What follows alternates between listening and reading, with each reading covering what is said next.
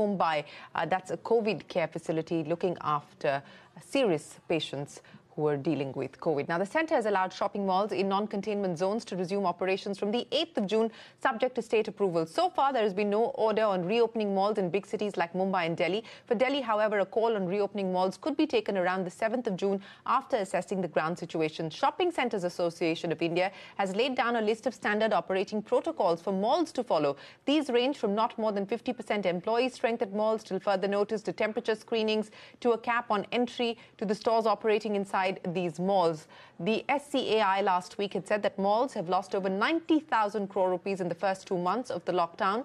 With social distancing becoming the new normal, the Indian customers' shopping behaviour is also likely to change. Are malls ready for this? Moreover, when will things return to a degree of normalcy? To discuss this, I have with me Pushpa, Bector, the ED at DLF Shopping Malls, Rajneesh, Mahajan, the CEO of Inorbit Malls. Also joining us on the show, Kumar, Rajagopalan, the CEO of the Retailers Association of India. Kumar, Pushpa and Rajneesh, many thanks for joining us here. Kumar, let me start by asking you, because as far as shops are concerned, there now seems to be clarity across states that most retailers will be able to open. What is the current situation on the ground with the relaxations having come in post-Unlock 1? Yeah, so it's a welcome sign from the centre is what I would say on this at this time, because the centre has come out with very clear thoughts that you should be able to open up the shops, you should be able to open up the malls. On ground, there are differences, and that's where things are not really as good as it should be, because in some parts of the country, there are restrictions around timings, and the timing could be just up to 3 o'clock or up to 5 o'clock in the evening. Demand currently, frankly, is inelastic.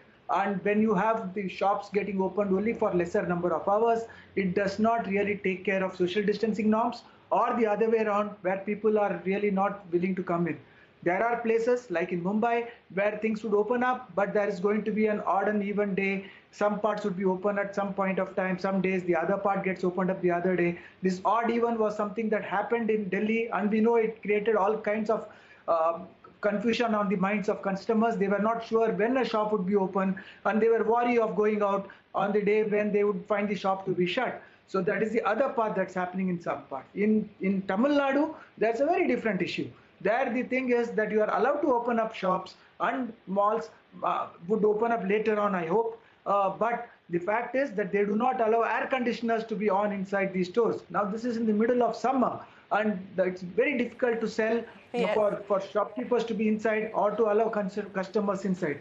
So there are quite a few niggling issues that's really keeping us from really potentializing customers. At this point, what is needed is for us to open up the stores for slightly longer hours, accept customers, and to serve them to the best of our abilities. And I think there are still a few issues all across the country. Still 8 states do not allow malls to open in this country currently. And I think it's going to take some time. The question is whether we want to crawl back to the economy, do we want to walk back? I know we can't run, but we have to at least be able to walk at this stage. Yeah.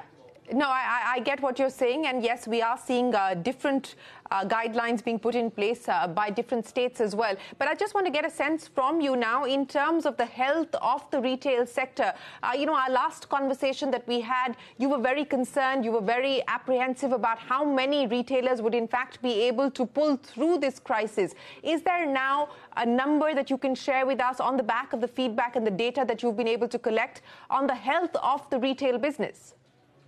Yeah, I think the health is not dramatically bettered, because at last time it was tough. Now it's looking tougher. As we stand, it looks like almost 25 to 30% of our retailers may still not be able to continue beyond another 3-4 months' time. Even if the shops are allowed to open, they are seeing so less entry and so less business that they are kind of running out of cash. What we spoke about the last time was non-availability of money. We did a dipstick with about 300 of our members to understand what's happening there. More than 50% of them have really not seen any additional lines of credit. We are working with various associations. We are also working with the banking association to try and see if we can get some money back into the hands of the retailers. Fact is, for 3 months, they've been serving expenses without having any amount of income. And that disparity is going to land themselves into trouble. We have to see how they can get some amount of finance in their hands. It's a struggle, but currently I think the biggest issue is how do they make sure with some sense of surety to be able to open their stores so that at least that little trickle of money that's coming in is getting maintained. Sure. Right. Yes, that certainly will be the hope as far as retailers are concerned. But Pushpa, Bector, let me ask you, as Kumar was pointing out, across 8 different states so far, there is no clarity on whether malls will be allowed to reopen come the 8th of June or not. So how are you preparing for the future? And there's been a lot of talk about possible renegotiation as far as rental contracts are concerned, deferments, waivers. What is the situation on the ground? How are you dealing with your customers, for instance? Thank you, Shereen. Well, yes, the state government, we thought that Delhi would announce the malls to open, and there is disappointment to that account. But we do believe that by the 7th of June, when they congregate, we are hoping that they will allow the Delhi malls to open. And we are looking at UP, where we have Mall of India, to open by around 20th, because that's the indication that we have been getting. Having said that, in terms of course, we are very prepared and we would like to open the malls. And I agree with Kumar that the more you delay, the consumer confidence, there's a lot of work to be done in that regard to get the consumer confidence back, and the retailers then will start getting confident. So our challenge and work really starts from the date that the malls open. And yes, we have been working a lot with both the government as well as, giving them norms, as you rightly said, as well as preparing the malls. For example, when in the new normal, you will see thermal screening as a way of life. You will see that the escalators will have a 3-step rollover. You will see social distancing norms. The message that we want to give out there to the consumers is that we are there behaving in a responsible way to ensure that, there is safety for you. The number of people who will come there will be limited. Now, let's talk about the retailers. Retailers also, there are guidelines that we have made along with the retailers. It's not something that we as the developers then have done it on our own. We've sort of understood there under, different kinds of paints. For example, some will have trial rooms shut, and few others will have, steaming happening for their clothes, etc. But when it comes to retailer confidence, we understand that the retailer confidence will come through dialogue of between the developer and the retailer. So here's what we are doing. I get that. But what about the anchor stores? How many of them have reached out to you already? Have you renegotiated contracts? Have you provided some relief and relaxation? How many have decided that they may not want to continue? What is the picture on the stores themselves opening within the malls? We have well over 1,000 stores, right? And with this, I can tell you that we have been in dialogue with each one of them. Thankfully, so far, other than around, I can count on my finger, around 10 to 20 is happening. There is no exit that has happened so far. Touch wood on that.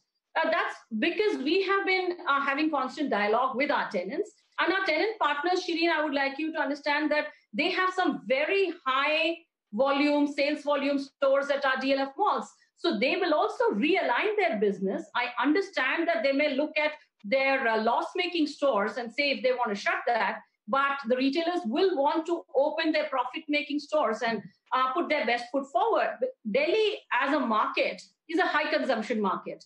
Yes, it's going to start slow for sure, but it's going to be a slow start and it'll grade up. We are in talks with anchors. We are in talks with all the retailers. And we do believe that, as a leading developer, we are talking in terms of a shared pain approach, which will, I'm sure, make them understand that this is a great way forward. And the focus will be collectively getting the consumers back into our malls. I think that would be our focus, and that will be our line of negotiation. That's a nice way of putting it.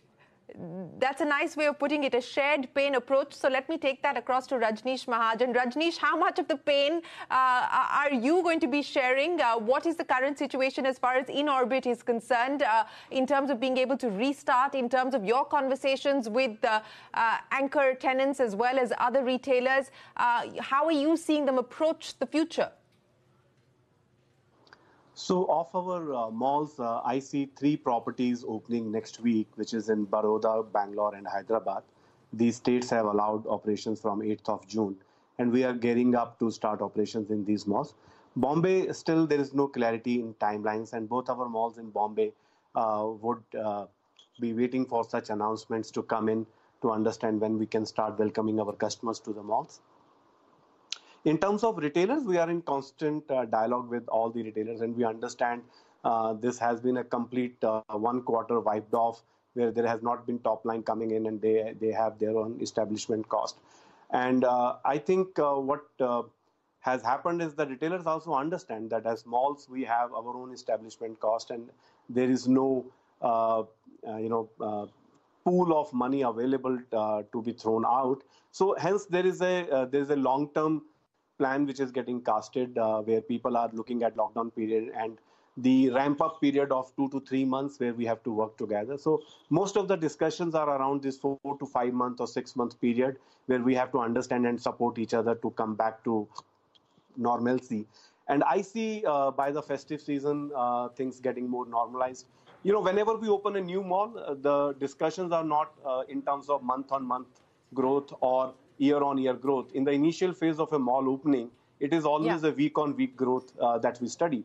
And as we open up malls after a gap of 3 months, we will be looking at week-on-week growth. And whatever has opened on high streets has been very encouraging on week-on-week growth. And we expect that we will be ramping up quite quickly. Okay, that's good to hear that at least in the high streets you're starting to see wherever you've opened demand return. But Rajneesh, very quickly, let me ask you this. In terms of job losses, in terms of furloughs, etc., what is the situation, at least as far as your company is concerned? So as far as our company is concerned, we do not have, we were not having any ramp-up plans immediately, and hence we have not invested in manpower for future. So we were running our malls with a very tight control on cost, and that continues to be the case. We have not required to do any changes in our manpower so far. We are good. We are holding on to every employee that we have. Okay, you're holding on. Pushpa, very quickly, what is it now going to mean in 10 seconds as far as, restructuring operations, curtailing operations, rationalizing workforce for DLF? Well, we at DLF, we've decided that we will curtail the working hours and start initially from 12 o'clock to 9 p.m. at night, because we believe that that's the good time that we get in terms of trading and building consumer confidence.